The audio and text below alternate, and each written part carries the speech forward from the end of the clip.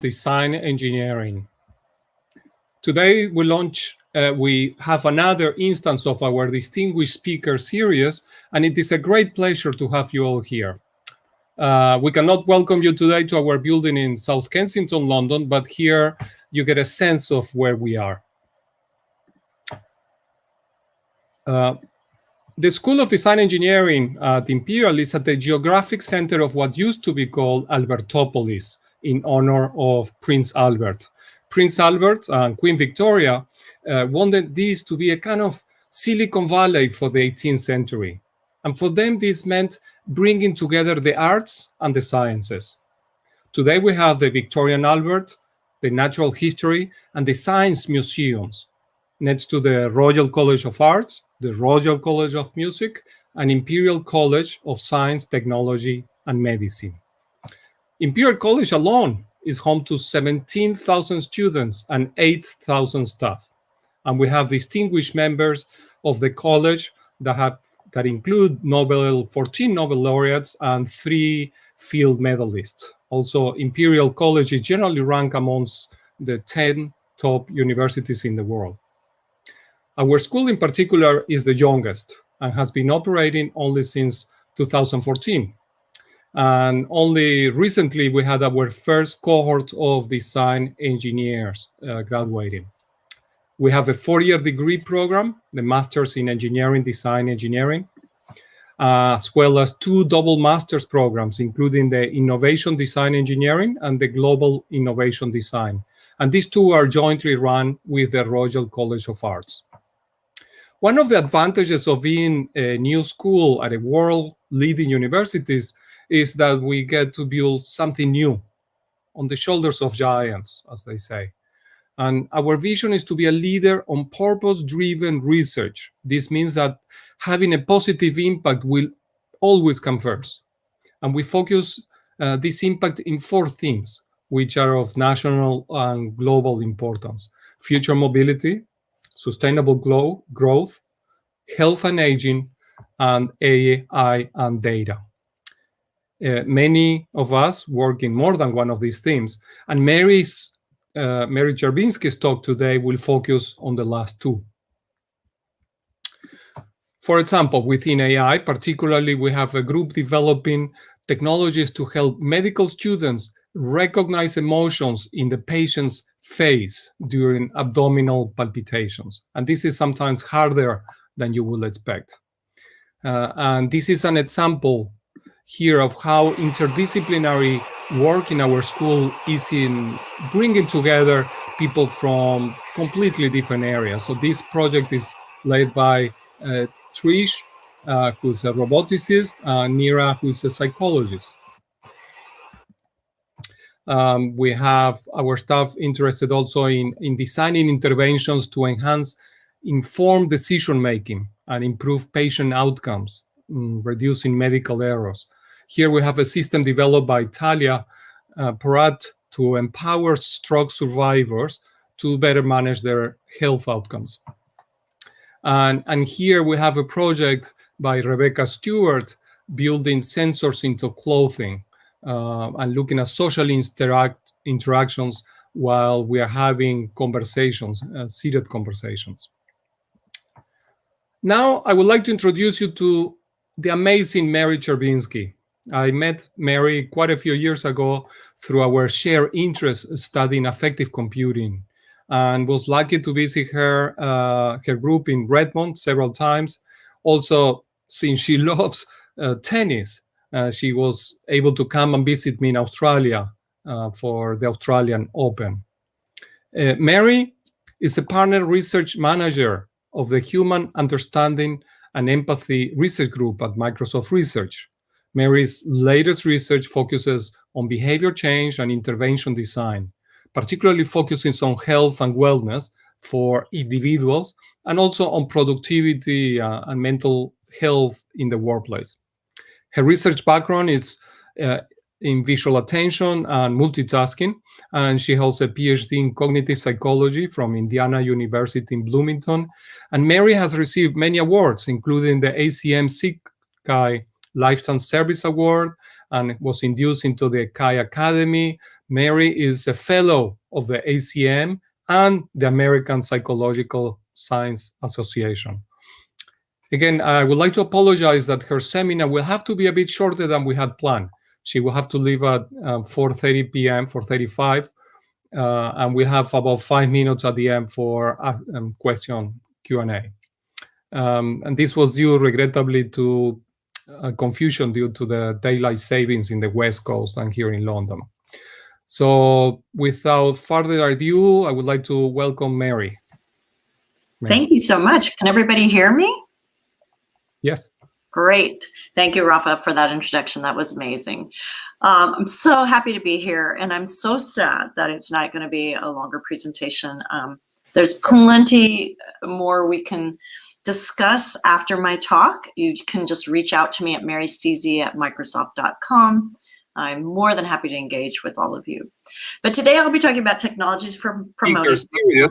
Ooh, sorry. What was that? Maybe that was nothing. Okay.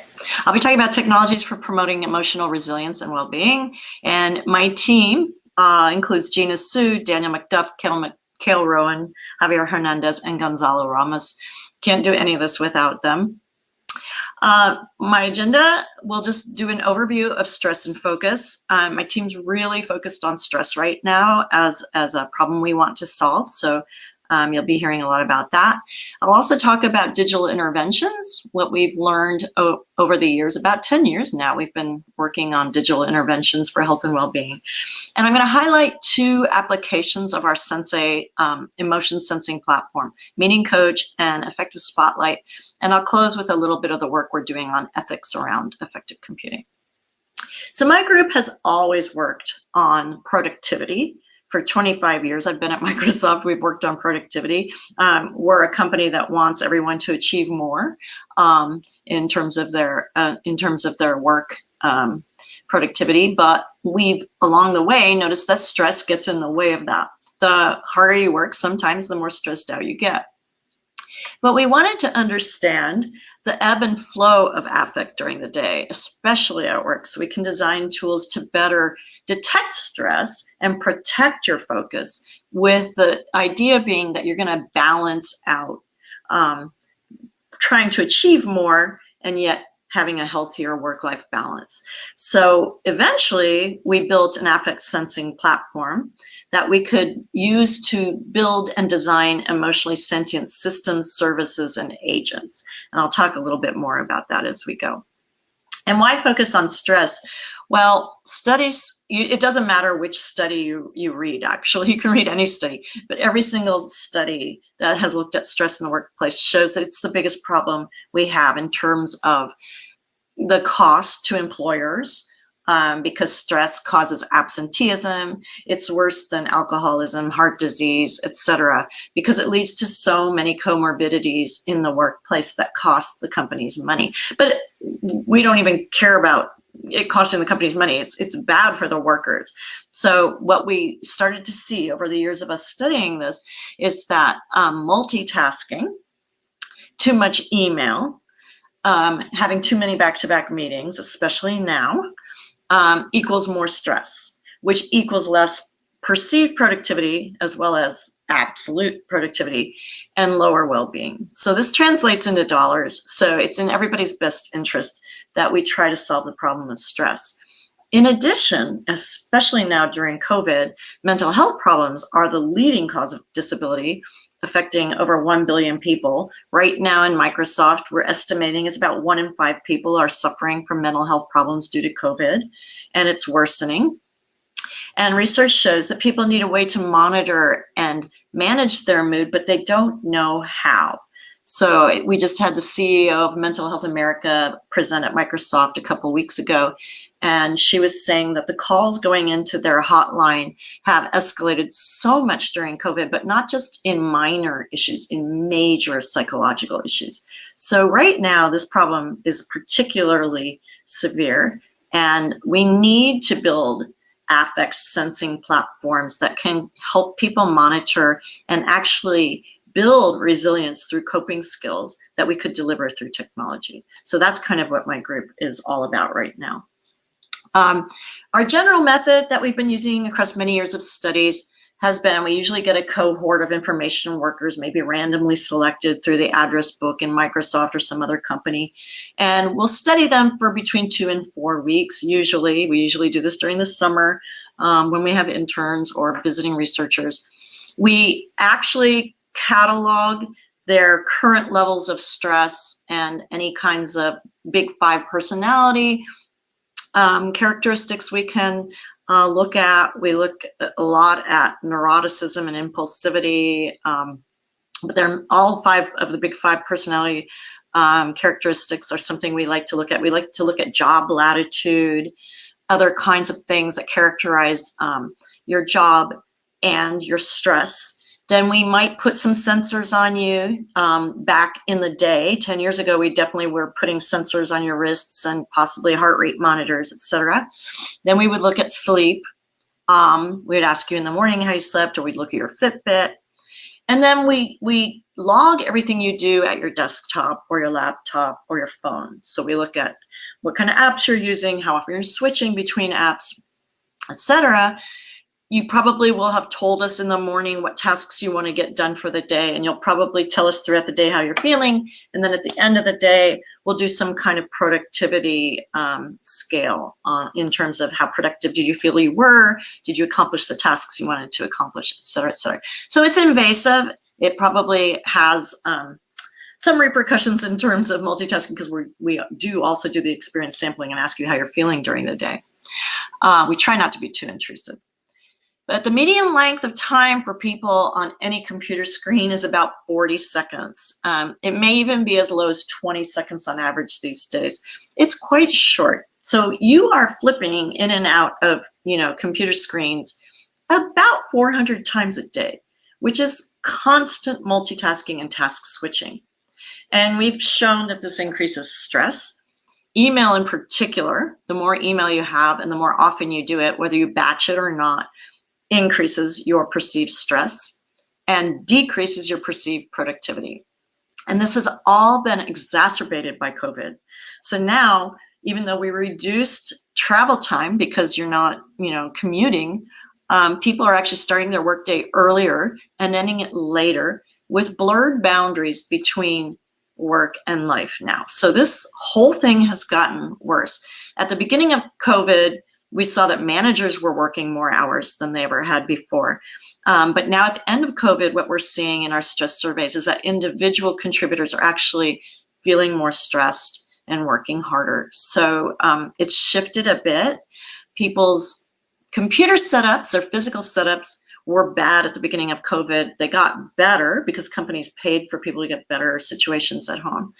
So the physical setup is less of a stressor now, but the work-life balance stressor is still quite significant, especially if you have young children at home. We, 8 years ago, saw an interesting rhythm of work profile that I will share with you right now. Just pay attention to the black line at the top of your screen. You can't look at all of those lines. This comes from a paper, I think, from 2008 that we did with Gloria Mark. But the main thing to note is that there are 2 peaks to a day, typically, depending on when you start. You might be an early bird, you might be a late bird. Whenever you start, you're going to ramp up and hit your peak mid-morning or 3 hours into whenever you showed up at work. Then you've hit your creative limit. You need to resuscitate your cognitive resources, so you'll take a break. It's called lunch. We all used to do it. It used to be a social time, not anymore. But everyone needs to replenish. So you go have lunch. We used to maybe walk, get some exercise, have some social time. Then you would go back to your desk and note again, there's that ramp up time till the next peak, which happens around 2 or 3 if you get in at 7 in the morning. And you hit your stride, you're working really hard, and then you can't sustain it. Obviously, that's why we all go home. And we have a life, family life, hopefully, or at least a social life outside of work. And so there are a couple things to note. We don't come to work ramped up and ready to go. right? It takes a while to get into a state of focus. I always say we do silly work at the beginning of the day. It's not silly work. It's just what we need to get our juices flowing. You do your email, you read your news, you do the stuff that you need to get ready for your day. You look at your calendar, you plan, right? And then you get into your peak focus time. Same thing as we talked about with lunch, and then you get in peak focus time mid-afternoon. What we're seeing since COVID is there appears to be a third peak, which I think might have existed anyway if you were a parent of small children, but now it's very obvious third peak where people are making dinner, putting their kids to bed, and then going back to work again, which is unfortunate, but it's extending the day. Since we did this study where we just logged people and looked at how they were working, we now have software that identifies your focus and attention at your computer. And using emotion detection, we've been able to see these same exact peaks. So this is real. This isn't just people saying this subjectively in experience sampling measures. What we've tried to do, now that we've noted these peaks, is we've tried to build focus agents. We've built 2 of them that can help you with your rhythm of work, staying focused, protecting your focus, but also encouraging you to take healthy breaks, because we also see when people aren't taking healthy breaks, they've been at their computer too long. So it's really nice to have an assistant that will come in and suggest that perhaps it's a good time to go get a drink of water, good time to just get up and stretch your legs or talk to somebody. In a non-patronizing way. So we have multiple papers on this, which I've listed here at the bottom of the slide. And this work is actually making its way into product, which is really exciting. So what is this platform we've built? It's called Sensei. It's an umbrella project that captures our sensing efforts integrated into the Psi framework. So it is actually publicly available if anyone's interested in downloading it and playing with it, building prototypes with it. We look at presence and motion. So we do face detection, face tracking, face location, head pose. We also do physiology, and actually we have state-of-the-art physiological metrics now incorporated into Sensei. So we get a really clear version of your heart rate, your respiratory rate, your oxygen saturation levels, etc. So we can actually feed that back to you if you would find that interesting, but we can use it in ways that are stress detecting. Language, sentiment from your voice, and voice prosody and speech to text are used because obviously when you're stressed, your vocal cords get tense, and it's easy to detect stress through that channel. And then we look at your facial action units. We don't know how you feel. I want to say that outright. We only know what you project in terms of how you feel. So we can look at, are your corrugator muscles furrowed? Are you smiling? Smiles turned out to be really, really indicative of interesting things like search results. Are you, in a social situation and feeling happy, etc. And then we can look at how you use your keyboard, mouse, and touch, which is interesting because you actually. Oh, can you hear this audio? Can someone give me a? Sensing. So we've been doing some work that we published at Europe's in a few weeks. I don't know if you can hear this. Looking at building. Can someone tell me? Heart and breathing, sensing from the camera. We can hear you. Mobile device. Yes. You can hear it. Great. Okay. Which is a deep learning compiler to optimize performance and get high frame rates, but very accurate measurement as well of the pulse and respiration rate of the individuals. Here are just some examples of videos inputs, and you can see there's a lot of head motion, which makes it challenging to extract the pulse signal. The blue signals reflect the ground truth, and the red are our predictions from our algorithm. And we've been able to reduce error in performance quite significantly using these approaches, both for measuring heart rate and respiration rate. And actually, we have a live webinar right now, which is capturing this work. So that was Daniel McDuff talking about his current work. He just presented at NeurIPS this year and had a great webinar that actually internal Microsoft people took and then looked him up for tech transfers. So this is super exciting. But we actually can start now looking at things like stress automatically through the camera and the microphone. And so, as I said, we've released this publicly open source through Psy, and we have C#, .NET, and CNN models for emotion recognition, projected emotion recognition, facial action unit recognizers, head gesture, heartbeat, speaking detector, voice feature extractors, things like that. So interesting to play with if you are so inclined. And we've had many applications built on these Sensei components. I'm going to talk about a couple of them. I already mentioned the focus agent work we did, where we actually had an embodied agent that talked to you, coached you, tried to talking a little bit about meeting coach and effective spotlight. But you should also know, like, Sensei's been used for usability studies, so usability research. We built an amazing embodied character called Marvin, and did all kinds of studies on conversational style matching and visual style matching of facial features in an embodied agent that talks to you about very complex search tasks. So there's been all kinds of interesting work there. And then we've also been doing work with accessible video calling for neuroatypical users who have problems with video in meetings, and the audio channel as well, trying to affectively tag what's going on in a meeting for people who have challenges there, so they can go back and review the meeting and make more sense of the meeting. So let's just talk about Meeting Coach, which is about making meetings more inclusive and effective. You know, it used to be we'd all sit around a table and we'd know exactly who was doing what to whom, with whom, about whom, but not anymore. And so now we're all relegated to this situation where we get fewer social cues and mostly of the face. So what's missing, and what could we be tracking that might help you understand better what's going on in meetings? Well, we did a survey. This was during COVID, so it may have been influenced somewhat by that. But the first question we asked people is understanding other people's social signals important to you? And of course, everybody said it was. And then, do you find it's more difficult in online meetings compared to in-person meetings? And of course, everybody said it was. But some people said, well, it depends. You know, I don't know if there's a huge difference. Based on this survey, internal survey, we came up with some ideas how to make meetings more inclusive. And by the way, we were asked to do this way before COVID. So many people asked my group to build this kind of a solution. So first thing that we looked at was turn taking in terms of speech. In the literature, you should know that talking over someone doesn't necessarily mean you're being rude. It could mean you're highly excited and both parties are being super interactive with each other. We call that HI, or highly interactive.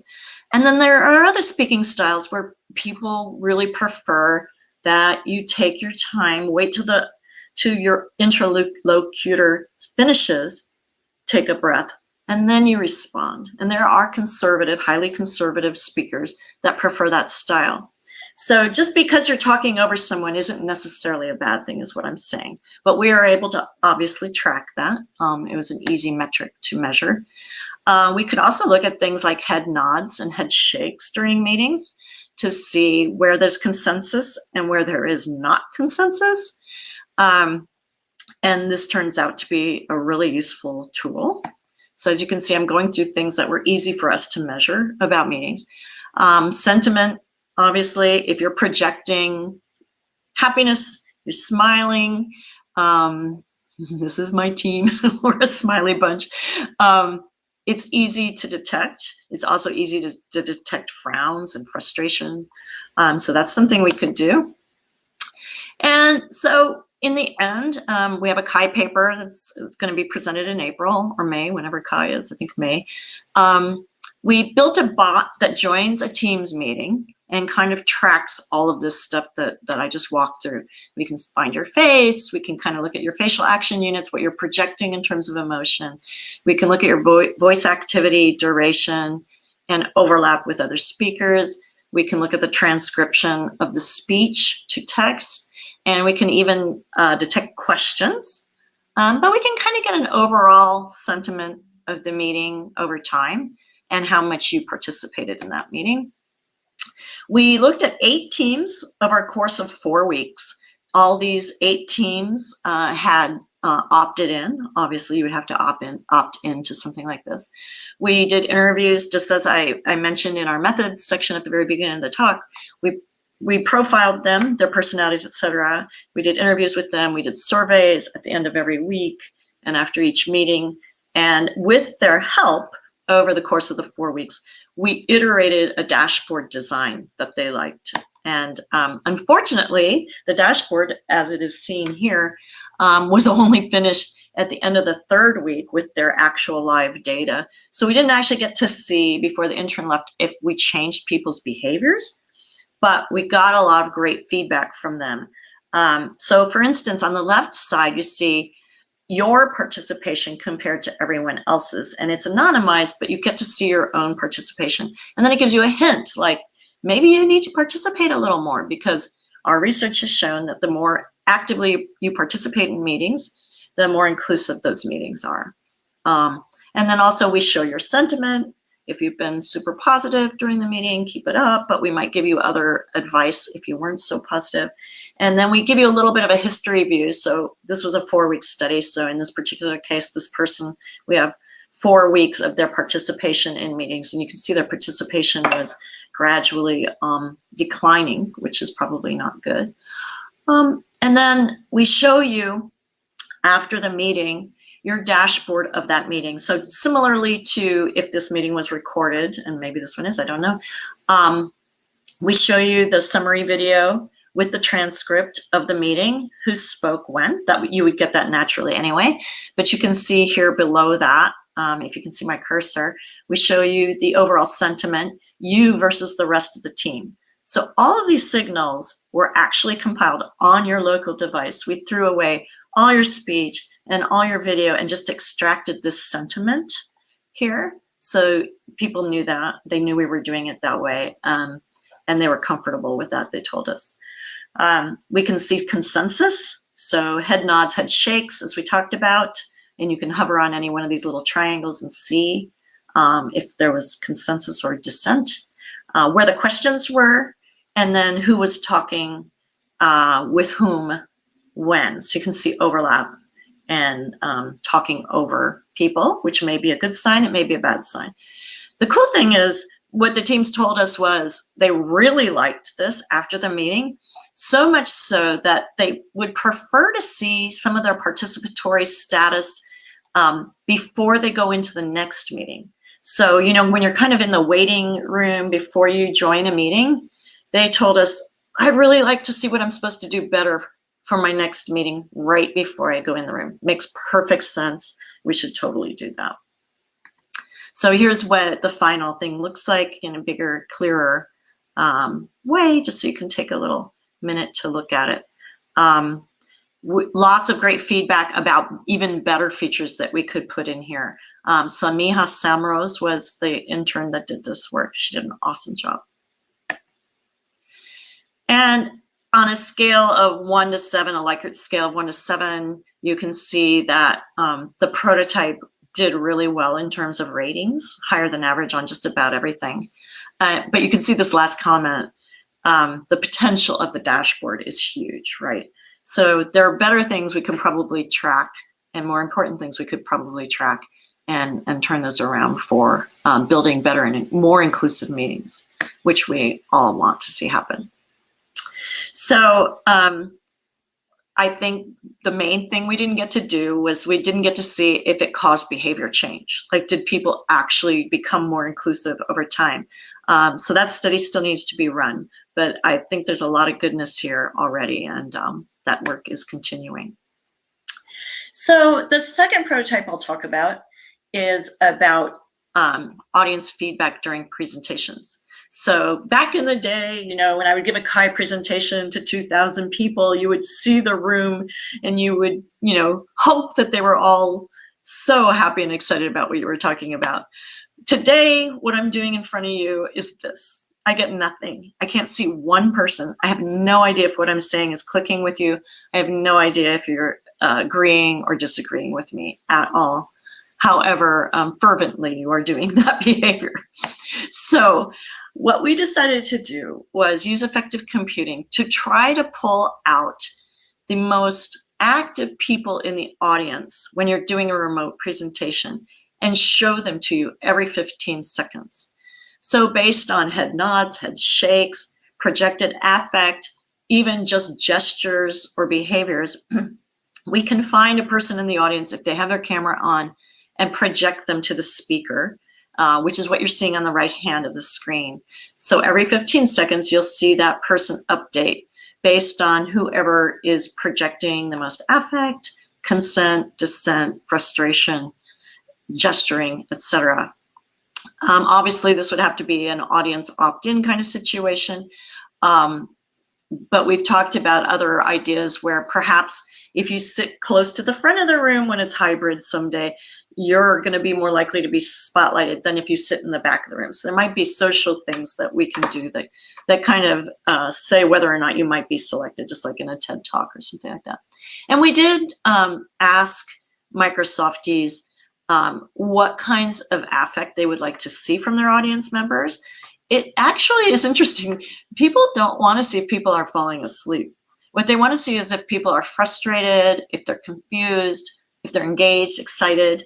So in orange, in the bars on the chart to the right, we looked at the things people thought they really wanted to see, and then what we could easily measure. On the far side, the behaviors we could easily measure. And we built the effective spotlight based on that. We had 117 participants in a study of this, 14 groups of 8 people, where we randomly chose someone to speak 3 5-minute talks. And we had 3 conditions. We had an affective condition where we picked the spotlight based on your affect.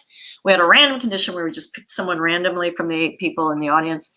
And then we did the default, which was just Microsoft Teams, the way it is today, exactly the way I'm giving the talk today.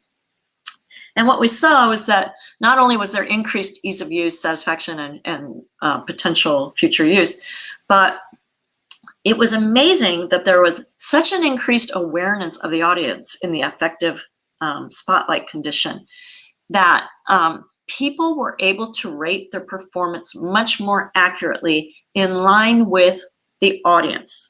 So they didn't think they gave a great talk when the audience said they gave a horrible talk. They were in line with how they performed. And it reduced their anxiety, especially for people who were less confident speakers, who had less practice and experience giving talks to audiences. So this was an amazing result. I'm still kind of blown away by it. And we are in talks with the product team to get this shipped in Teams. It would be awesome. In closing, I just want to say that many of you know about the Gartner hype cycle about emerging technologies. You know, effective computing was kind of on its way in 2015 up to the hype curve. And then we hit some negative territory. Effective computing promises have been overblown. There's been abuse. People have been using it for job applicants, university applicants. There's a high risk of harm when this stuff isn't monitored and used for social good. So we are doing a lot of work on my team to help with reducing bias in machine learning around affect, repositioning Microsoft products like our cognitive services so that they don't say that, for instance, that they understand how someone feels, because we can't do that. But the most important thing we're doing is the emotion AI ethics guidelines that we've been working on. We've been working with the partnership in AI. We've been doing not only internal publications and guidelines, but external publications around effective computing and ethics. And we really, really hope that we're having an influence there. I want to also close saying we've been doing a lot with digital psychosocial interventions. We actually deployed something called Pocket Skills to help with mental health. We were partnered with amazing psychologists at the University of Washington and the creator of dialectical behavior therapy, which is the #1 suicide prevention therapy that exists today. Many people know CBT, but this is DBT. We were able to do a 4-week study and show that we can actually not only really help people reduce hurting themselves. But we actually, if you look in the lower left-hand corner, actually via very clinically efficacious scales, we actually helped people recover from their illness. Unfortunately, lawyers were nervous about Microsoft having the potential to perhaps have someone using our app and commit suicide. So we had to give this back to Marsha Linehan. So she owns the app now, but we, in COVID, have realized as a company, we really needed to do this work. And so now we're really taking this very serious work and infusing Microsoft products with some good mental health and resilience building skills. And that is where I'm going to close, because my team is all in on trying to help with the problem of workplace stress. Not just workplace stress, all day stress.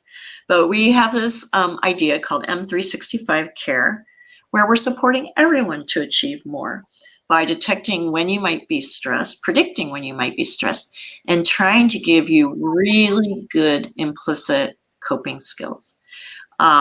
And so teaching people how to cope with stress is where my team is focused right now, and infusing Microsoft products with the idea of building resilience, emotional resilience. And so I'm going to leave it there and ask for questions. Thank you so much. No, thank you, Mary, for a wonderful presentation. And we have a lot of questions discussion in the chat space. So what I will do is just read some of them. Okay. Kind of selected. There's two that are, I think, very, very similar from Xiaoyang Xiao and someone else whose name is in Chinese characters, so I can't read. Okay. But it's also related to an issue that came up in one of our projects that is similar to yours, EQ Clinic, and it was the concern of how this is experienced by the users, right? So, like you said, a lot of the workplace stress is around the cognitive load that we have when we are working so many hours and adding working hours during COVID and so forth. But there is also evidence that surveillance. Yeah. When we feel surveilled, we feel stress, and that has a negative impact. No? So two of the questions here are related to this. How can we make these systems feel more comfortable so people don't feel surveilled or being analyzed and so forth? Yep. Excellent question, and very valid concern. So what we do is we take all the signals that you project and we actually analyze them on your device and then throw them away. So the only thing that might get sent to the cloud might be some valence or some metadata about sentiment. But normally we don't even send that to the cloud. It's completely unidentifiable when and if we do it, because we might do it like for meeting coach, we might need to do it in the aggregate of the team. But when it's just about your productivity in the workplace, nobody gets your video, nobody gets your audio. It's completely just the sentiment is extracted and then the raw signals are thrown away. So that's number one. And people know that and they opt into that. So if you want to know how inclusive you're being in a meeting and you opt into that, it's for your eyes only, right? Nobody else gets to see your signals. And I think once people understand that and learn that, it takes things to a whole new level. Then it's like a Fitbit for your emotional life, if you think about it that way.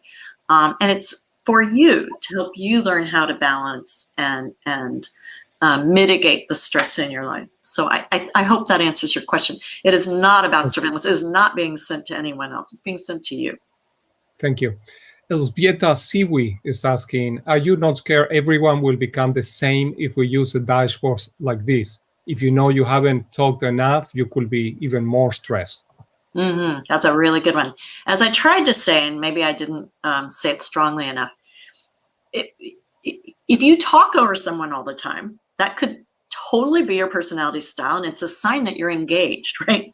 So the analysis is up to you. right? The analysis is for your eyes only. So if you're not participating in a meeting, research does show that you're more likely to be multitasking and not actually paying attention. My own research shows that. So it's a known thing. If you don't want to participate, that's fine. You're going to see the feedback that you're not participating. It's for you. You decide what you want to do about that. It's not making everyone the same. Thank you. Cesar Collazos from Colombia is asking, well, great talk. Have you considered analyzing your work in people with special needs? Yes, so that's a great point. Thank you so much for bringing that up. Our work is being used quite a bit in the ability team at Microsoft Research. The ability team looks at neurodiverse communities, communities of people with disabilities. I work super closely with our legal team that works in disabilities, mental health being one of the most severe disabilities we are dealing with at Microsoft anyway right now. And so, yes, effectively tagging meetings right now, to just use a great example, really helps neurodiverse communities, people of low vision, people with low hearing abilities, in ways we never could have predicted. So this is having a profound influence on accessibility, which is really exciting. Thank you. Ivan Rivenga is asking, could Sensei be used to study engagement or focus in online lessons? Yes, yes, it could. I remember back in 1991, Eric Horvitz asked me if we could do that. Yes, it could. And Martina Trush is asking, this is amazing. Have you considered collaborating with other platforms or users regardless of a platform? I would love to be able to use these tools outside of Microsoft products. Well, I would hope that the whole world starts leveraging this research. So absolutely.